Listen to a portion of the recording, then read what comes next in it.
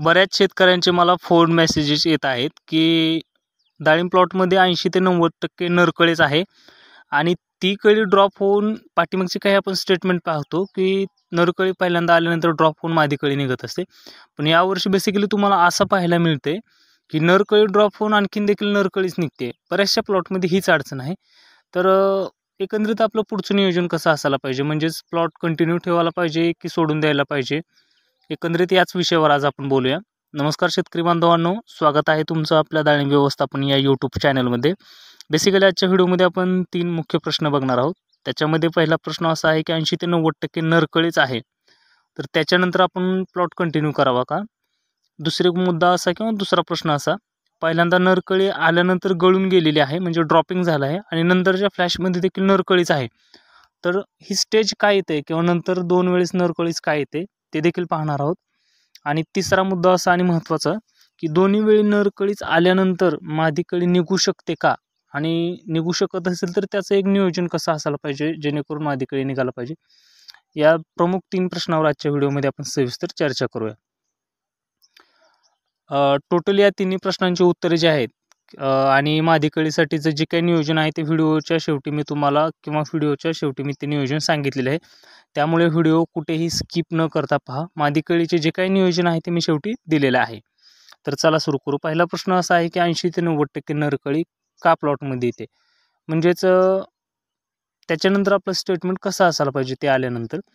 तर तुम्ही जे काही रेग्युलरली पाणी देत असता, म्हणजे ह्या स्टेजमध्ये 1-2 तास देत असाल, 3 तास देत असाल, तर जमिनीच्या गुणवत्तेनुसार तुम्ही जे पाणी देत असाल त्याच्यामध्ये 1.5 तास एक्स्ट्रा करायचं आहे आणि पाणी द्यायचं आहे. ते पाणी दिल्यानंतर नरकळी जे आहे ते ड्रॉपिंग व्हायला सुरू होईल आणि ती नरकळी ड्रॉप म्हणजे 30 ते 40% नरकळी ज्यावेळेस ड्रॉप होईल त्यावेळेस मी व्हिडिओच्या शेवटी जे काही नियोजन दिलं आहे ते तुम्ही तिथून स्टार्ट करायचं आहे. 100% गॅरंटी देऊन सांगतोय की 90 तुमच्या जे काही प्लॉटमध्ये 90% नरकळी आहे ते ड्रॉप होऊन किंवा तिथून तुमच्या प्लॉटमध्ये स्टेटमेंट सुरू केल्यानंतर मादी कळी ही 100% निघणार आहे. कारण पाठीमागचे देखील गेल्या आंबेबहारला देखील आपण असं स्टेटमेंट केलं तर खूप सारे प्लॉट आपण यशस्वी केलेलं आहे. तर ते नियोजन व्हिडिओच्या शेवटी दिलं आहे, त्यामुळे तुम्ही ते प्लॉटमध्ये तिथून तुम्ही ते सुरू करू शकता. दुसरा मुद्दा असा आहे की 2 वेळेस नरकळी निघलेली आहे, म्हणजे पहिल्यांदा नरकळी निघाल्यानंतर ड्रॉप झाल्यानंतर आणखीन देखील नरकळीच निघते. तर त्याच्यासाठी काय कारणे आहेत आणि त्याच्या पुढे आपण काय करायला पाहिजे ते देखील पाहूया. तर त्यातलं पहिलं कारण असं आहे की स्टोरेजचा अभाव, म्हणजे तुम्ही विश्रांती काळामध्ये किंवा ताणावस्थेमध्ये तुम्ही प्रॉपरली जे नियोजन असतं किंवा स्टोरेजसाठी जे काही कामं असतात ते केलेले नसतात. त्यात दुसरं अशी एक गोष्ट आहे की वातावरण सारखं इनबॅलन्स होते.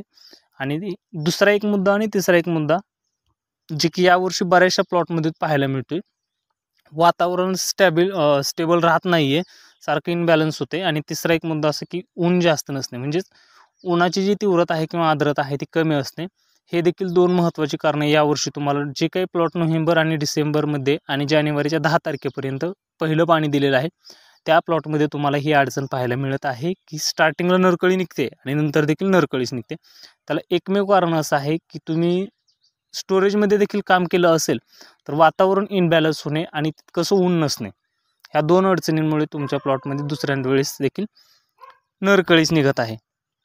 आता तिसरा एक मुद्दा असा आणि महत्त्वाची गोष्ट अशी आहे की दोन्ही फ्लॅशमध्ये किंवा एका पहिल्या फ्लॅशमध्ये नरकळी आली तर ती ड्रॉप झाल्यानंतर किंवा ते आल्यानंतरचं आपलं पुढचं नियोजन आपण कसं करायला पाहिजे, किंवा मादी कळी निघू शकते का, आणि निघत असेल तर त्याचं एक नियोजन कसं असायला पाहिजे, हा महत्त्वाचा मुद्दा आहे. त्यामुळे तुम्ही याचा स्क्रीनशॉट मारून जे काही फवारणी दिले ते कंटिन्युअसली करू शकता.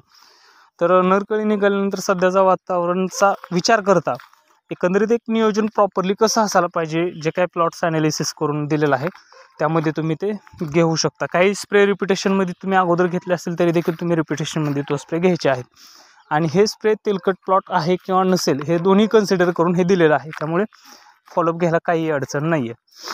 तर त्यातील पहिली गोष्ट आहे की आपण फवारणी नियोजन आपण कसं असायला पाहिजे. तर ज्या काय फवारणी दिलेल्या आहेत त्या तुम्ही कंटिन्युअसली व्यवस्थित आणि त्या डेट टू डेट घ्यायच्या आहेत. त्यातली पहिली फवारणी आहे शक्तिमान आणि कॉम्बीची. शक्तिमान जे आहे ते इनरिच कंपनीचं आहे, ते तुम्ही 0.5ने आणि कॉम्बी जे आहे ते तुम्ही 1ने घ्यायचे आहे. ही फवारणी घेतल्यानंतर 4 दिवसांनी तुम्ही पुढची एक फवारणी घ्यायची आहे बायो 303 नीम तेल जे की तुम्ही 10,000 ppmचं वापरायचं आहे आणि त्याच्यामध्येच कुमानील आहे ते देखील तुम्ही दोनने घ्यायचं आहे. ठीक 4 दिवसांनी पुढची एक फवारणी आहे फॅन्टॅक प्लस कॉम्बीची. फॅन्टॅक आहे ते तुम्ही 1.5 ml न घ्यायचं आहे आणि कॉम्बी जे आहे ते तुम्ही 1 ग्रॅमने घ्यायचं आहे. या 3 फवारण्या झाल्यानंतर 4 दिवसाच्या अंतराने 12 दिवसा म्हणजे तुमच्या ह्या फवारण्या होतात.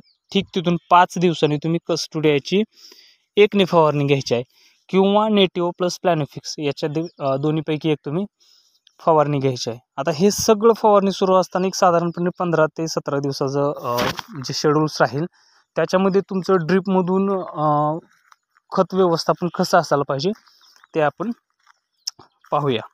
सर्वप्रथम मुळी प्लॉटमध्ये चेक करायची आहे की मुळी चालते का किंवा नेमॅटोड आहे का. जर मुळी कमी असेल किंवा मुळीची ग्रोथच पूर्णपणे स्टॉप असेल, झारवं कमी असतील तर तुम्ही असतील किंवा नसतील तरी देखील तुम्ही विगर जे आहे ते गोदरेज कंपनीचं आहे ते तुम्ही प्रति 1 एकरसाठी तुम्ही 250 ग्रॅम ड्रिपमधून सोडायचं आहे. त्याच्यामध्ये तुम्ही गूळ 1 ते 2 किलो घेऊ शकता. नाही घेतलं तरी काही अडचण नाही, घेतलं तरी काही अडचण नाही आहे.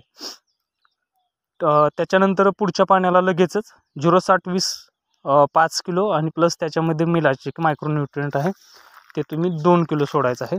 त्याच्यानंतर जे पुढचे 2 दिवसांनी किंवा 1 दिवसांनी जे पाणी येणार आहे ते प्लेनमध्ये घ्यायचं आहे. त्याच्यानंतर पुढच्या म्हणजे तिसऱ्या पाण्याला जे आहे ब्लूम किंवा इसाबिन सोडायचं आहे. ब्लूम जे आहे ते ग्रीन प्लॅनेट्स आहे जे की जैविकमधून जर तेलकट थोडासा प्लॉटमध्ये असेल तर तुम्ही ब्लूम सोडू शकता आणि प्लॉटमध्ये तेलकट नसेल तर तुम्ही इसाबिन सोडायचं आहे. आणि शेजारच्या प्लॉटमध्ये वगैरे तेलकट असेल तर तुम्ही बेटर दॅन हेच राहील की तुम्ही ब्लूम सोडायचं आहे आणि अवेलेबल नसेल तर तुम्ही इसाबिन वगैरे सोडू शकता. ब्लूम आणि इसाबिन सोडल्यानंतर नेक्स्ट जे पाणी येणार आहे ते तसंच तुम्ही द्यायचं आहे, म्हणजे प्लेनमध्ये द्यायचं आहे, त्याच्यासोबत काय सोडायचं नाही आहे. आणि ठीक चौथं पाणी म्हणजे पुढचं एक जे पाणी आहे त्याच्यासोबत मॅग्नेशियम सल्फेट जे आहे ते तुम्ही 5 किलो सोडायचं आहे. प्रति 1 एकरसाठी मी जे हे आहे ते फर्टिलायझेशन सांगत आहे. मॅग्नेशियम सल्फेट सोडल्यानंतर नेक्स्ट पुढच्या पाण्याला लगेचच म्हणजे गॅप न देता ॲमिनो ॲसिड आणि फोल्विक ॲसिड सोडायचं आहे. हे दोन्ही जे आहे ते 80% मार्केटमध्ये तुम्हाला मिळून जाईल. ते 80% वालं जे आहे ते 750 ग्रॅम प्रति 1 एकरसाठी ॲमिनो ॲसिड आणि प्रति 1 एकरसाठी फोल्विक ॲसिड जे आहे ते 750 ग्रॅम तुम्ही सोडायचं आहे. जर प्लॉटमध्ये थोडा तेलकट असेल तर तुम्ही ॲमिनो ॲसिड कॅन्सल करायचं आहे आणि फोल्विक ॲसिड जे आहे ते तुम्ही 1 किलो सोडायचं आहे. बेसिकली हे सर्व सांगत असताना तुम्ही ते राईट डाऊन करणं किंवा लिहून घेणं खूप गरजेचं आहे. आणि आता आपण 2 मुद्दे पाहिले की खत व्यवस्थापन असू द्या किंवा फवारणी नियोजन. मेन एक महत्त्वाची गोष्ट राहते की पाणी नियोजन आपलं कसं असायला पाहिजे. तर इथं दोन्ही जमिनी जे आहे ते कन्सिडर करून मी सांगतोय. जर तुमच्या जमिनीची गुणवत्ता थोडीशी हलकी असेल म्हणजे मुरमाड स्वरूपाचं किंवा निचराची स्वरूपाची असेल तर तुम्ही हे नियोजन सुरू असताना तुम्ही 1 दिवस आड पाणी 2 तास ठेवायचं आहे. आणि जर थोडीशी काळी जमीन असेल किंवा निचरा जे आहे पाण्याचा तो थोडासा कमी होत असेल तर त्या प्लॉटमध्ये तुम्ही 2 दिवस आड जे आहे ते तुम्ही 2 तास पाणी सोडायचं आहे. आता इथे मेन प्रश्न असा राहतो की हे जे मी नियोजन सांगितलं आहे ती एका डाळिंब प्लॉटमध्ये की एका झाडाला 2 डिपर कन्सिडर करून सांगितलेलं आहे. बऱ्याचशा शेतकऱ्यांच्या प्लॉटमध्ये काय होतं की 2 ड्रिप लाईन ते टाकत असतात. तिथं तुम्ही पाण्याचं जे काउंटिंग आहे ते अर्ध्या तासाने कमी करायचं आहे. म्हणजे 4 डिपर एका झाडासाठी असतील तर 1 दिवस आड तुम्ही 1.5 तास पाणी सोडायचं आहे. तर प्रॉपरली मला वाटतं की मी पूर्णतः सगळे पॉईंट कव्हर केलेले आहेत. तरी देखील काय अडचण आली तर तुम्ही खाली नंबर दिसत असेल त्याच्यावरती तुम्ही कॉन्टॅक्ट करू शकता. आणि आंबेबहारसाठी स्पेशली आंबेबहारसाठी डाळिंब व्यवस्थापन टीमकडून जर नियोजन किंवा मार्गदर्शन हवं असल्यास प्लॉट रजिस्ट्रेशन आहे ते सुरू झालेलं आहे. स्क्रीनवर जो नंबर दिसतो त्याच्यावर तुम्ही व्हॉट्सअप मेसेज करून प्लॉट रजिस्टर तुमचा करून घेऊ शकता. तर आजच्या व्हिडिओमध्ये आपण इथेच थांबूया. चॅनलवर कोणी नवीन असेल तर त्यांनी आजच आपला चॅनल सबस्क्राईब करायचा आहे व इतर डाळिंब उत्पादक शेतकरी मित्रांना हा व्हिडिओ जास्तीत जास्त शेअर करायचा आहे. तर थांबूया इथे. धन्यवाद.